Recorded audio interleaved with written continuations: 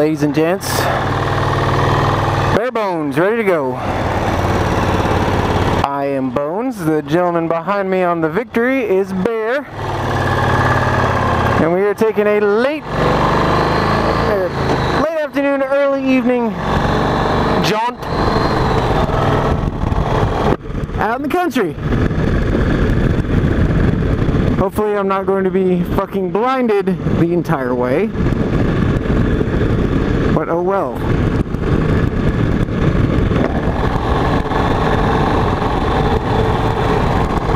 La da da da da da. La da da da. La da da. Okay, so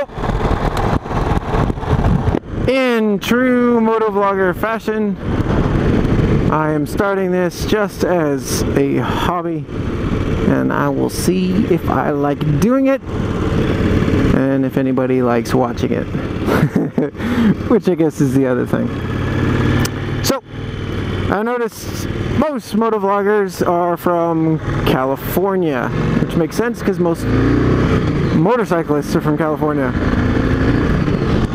But I am hard pressed to find any from Texas, which is what you are looking at right here, beautiful Texas.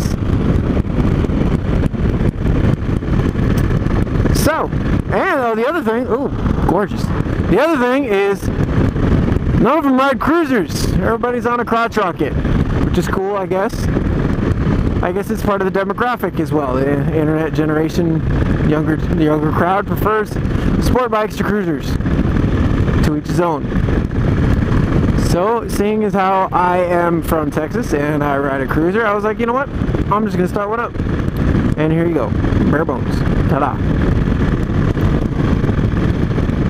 Da da da, da da da da da. We're gonna take out. Let's see. We're gonna take the 725 down, and then you know what? Just play it by ear. See where we go. I got an idea. I got some decent roads. That's Bones, or that's Bear, by the way, back there on his pretty Victory 8-ball.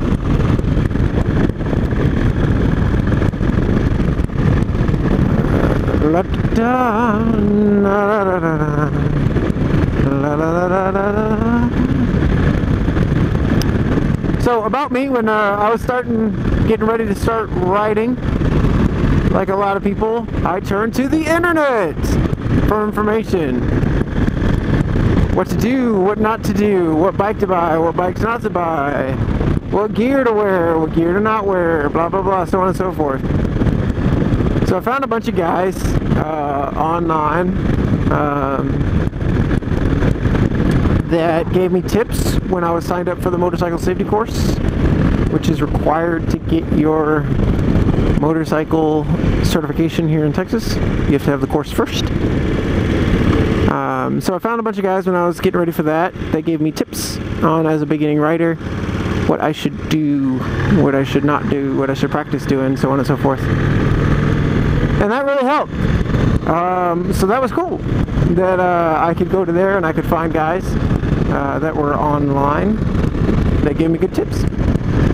And since then I still watch motovlogs, because if I can't be on the bike, which you can't be every day unfortunately, at least I can watch somebody else on the bike. And I can, you know, see what they see. See cool stuff. There's a lot of really nice guys, nice videos online, on the YouTube. Mainly give a big thank you to Cycle Cruiser. It's Cruiser with an A. If you haven't subscribed to Cycle Cruiser already, you are wrong. You need to go to his page, you need to like it. Especially if you're a new rider, okay? Or if you're you're thinking about riding. Hopefully I can give some perspective on those guys as well. If any of you are interested in going the cruiser route, hopefully I can be of assistance to you, because I fucking love cruisers. This bike, I love this bike. To introduce you guys, this is Morgan, guys. my bike is a 2001, which is fairly old, but is a 2001 Yamaha Roadstar Silverado, which is a 1600cc V-twin, belt driven. So I really enjoy it. I really don't have a lot of the niceties of modern bikes. I don't have any lock brakes. It is carbureted. Whoa, motherfuck. This road sucks balls. It is carbureted instead of fuel injected. No anti-lock brakes, like I said. No, you know, EFI, ECUs, any of that nonsense. It's just a straight bike, you know, mechanic. The only thing really electronic you can find on it, to be honest, is I have a digital odometer. So there is that. And it's got a clock. So that's about the extent of my electronics. Not exactly an R1. But hey, I enjoy it. I like it that way, you know. If I learn this way, I'm not going to learn any bad habits that I'm getting bailed out by traction control on or anything like that, you know. This is a nice solid bike that I'm going to learn the fundamentals, and I've been learning the fundamentals on. My first bike was kind of a train wreck. It was a 1980 Goldwing GL 1100. It was a man. It looked like somebody took a Walmart paint roller and painted it with house paint, bright blue. All my friends, I'm sure, were laughing at me. Well, I'm sure I know they were laughing at it because they just laughed. It was about the color of that house. It's terrible. I still have it. It's broken down, but it's still in my garage. But one friend said it looked like a Lego. One said it looked like a giant blueberry, or a, you know, play school, playhouse. You know, all those comments. It ended up taking a crap on me. It actually had a catastrophic valve failure. Hey, snake! Huge valve failure that ended up costing one of the pistons, and it ended up cracking the block. So that's fun. And that just happened on this bike. When one of the guys at my workplace found out that I was down a bike, and then I was looking for another one. He said he had his. He barely rode it anymore, so he wanted to sell it. I bought this bike. It's 2001. I bought this bike with 2,700 miles on it. So he maintained it regularly, changed oil and stuff like that, but he really didn't ride it. So he got rid of it so his wife would stop bickering at him about it. So his lost my gain. And here we are now. I finally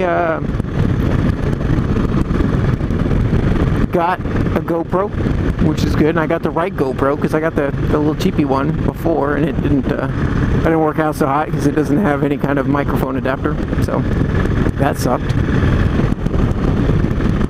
Big old meeting or what? So now I've got this one. Hopefully I haven't even watched any of the videos yet that I've made. I've made a bunch today. Hopefully the sound is good. It should, because I can feel the mic right in front of me. Alright. I love coming to these intersections on a bike. You never know what's what direction. And it's good to just pick one and go.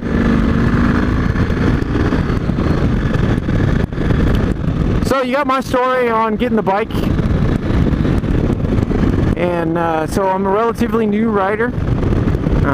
Just under 2 years being able to ride,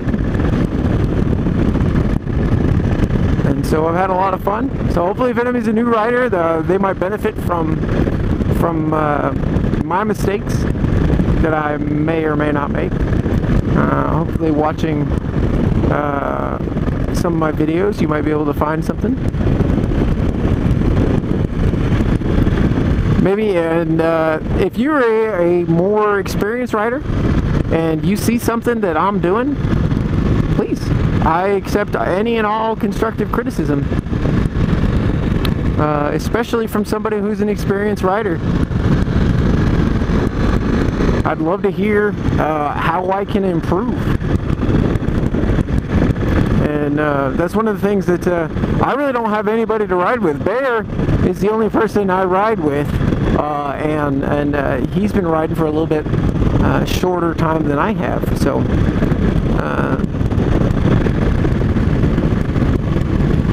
we've been learning a couple things from each other. Trying to ride in a group, so on and so forth. I mean, it's a group, it's two guys, but it's been fun. It is a lot of fun. Every time I get the chance, I'm always hitting him up for, hey, let's go ride, hey, let's go ride, hey, let's go ride. Because I really enjoy it.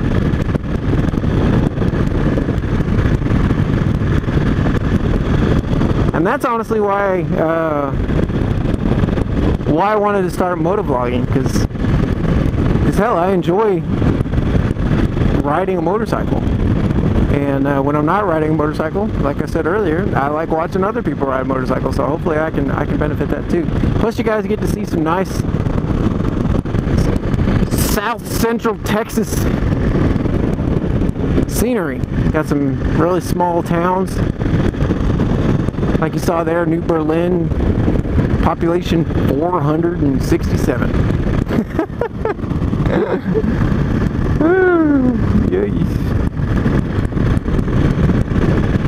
The scenery's out here great. I wish I could have been motovlogging out here in the spring. You come out here in the spring, and there's blue bonnets and Indian paintbrushes. Those are flowers, blue and red, everywhere. Like that whole field right there would be blue and red, the whole thing. And it's just gorgeous. Everything's nice and green right now. It's fixing to get oppressively hot here in the next couple months. It's really gonna get hot. It was like 90 degrees today. I was stuck in some traffic in San Antonio, which sucked. I mean, look at that nice sunset right there. You got some farmers out on their four-wheeler. What's up, brother?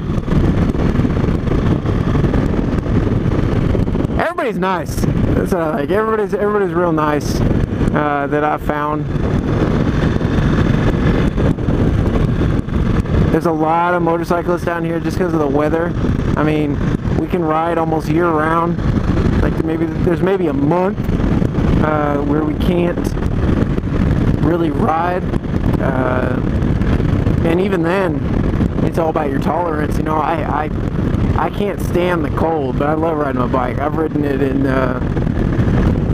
you know, 40-degree weather before. And that's a pretty funny story, actually. My current job, I decided, hey, I'm going to ride my bike, because I didn't really have very many opportunities at the time to ride my bike. So I was like, you know what? I'm going to ride my bike to my job interview. It's just right there in Austin. That's pretty close.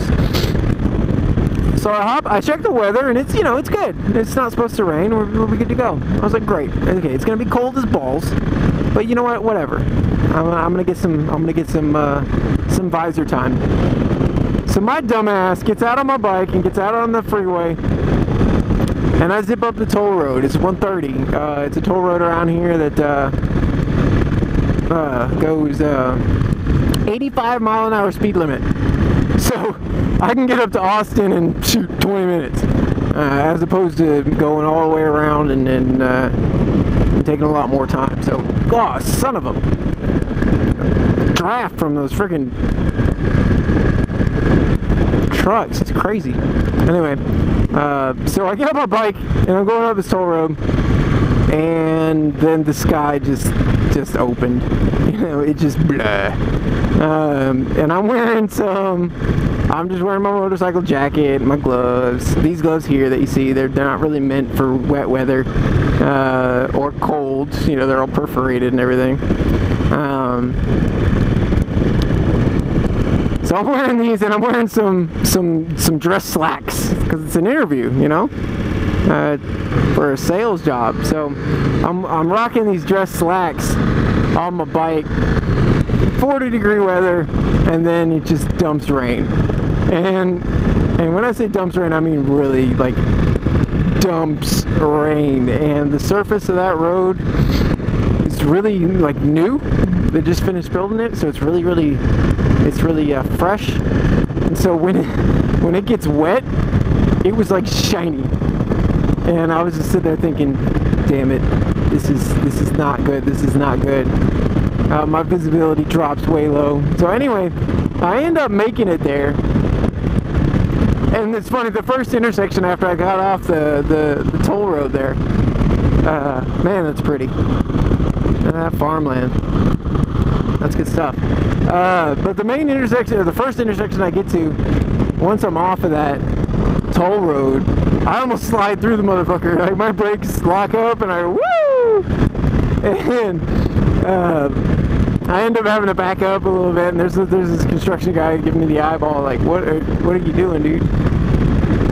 Or maybe he's giving me the eyeball because, holy shit, you're on a motorcycle, don't you know it's freezing and raining? Of which I was keenly aware at the time. So I go in there, and luckily, I'm one of those guys that if you're not early, you're late. You know, if you're early, you're on time. If you're on time, you're late. So I tend to back up times and show times a lot to make sure, especially for really important things like that, that I'm there in time. And so I get there and I'm plenty early, and this is a hotel lobby, and I walk around a little bit and look for, you know, looking for other people.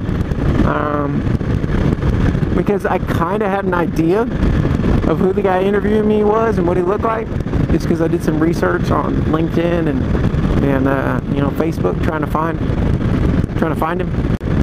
So I found him, and so I had an idea of what he looked like. So I'm kind of looking around a little bit. I go into the bathroom and run my hands into some really warm water, try and get some feeling back into them. But there's a Starbucks there, so I go and I get the Starbucks. I get a large ass thing of coffee, and I sit there after I found him, and I sit where, you know, sitting away from him, and I just clutch my coffee and try and warm up before the interview, so I'm not shaking hands with like wet, freezing ass hands. And so it works. See, everybody's got a bike out here.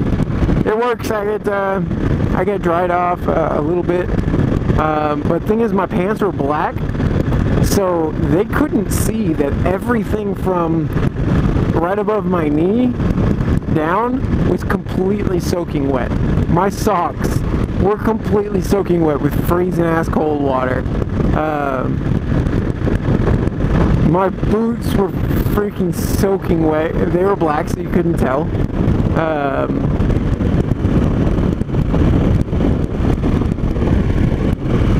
Anyway, I end up doing really well in the interview. Obviously, I did really well because they hired me. So, but when I told my boss that later on, he was like, "What the hell, man?" Because he's a biker too, and so he was wondering what the hell I was thinking. And I was like, "Man, I don't know." So that's me. Even when I should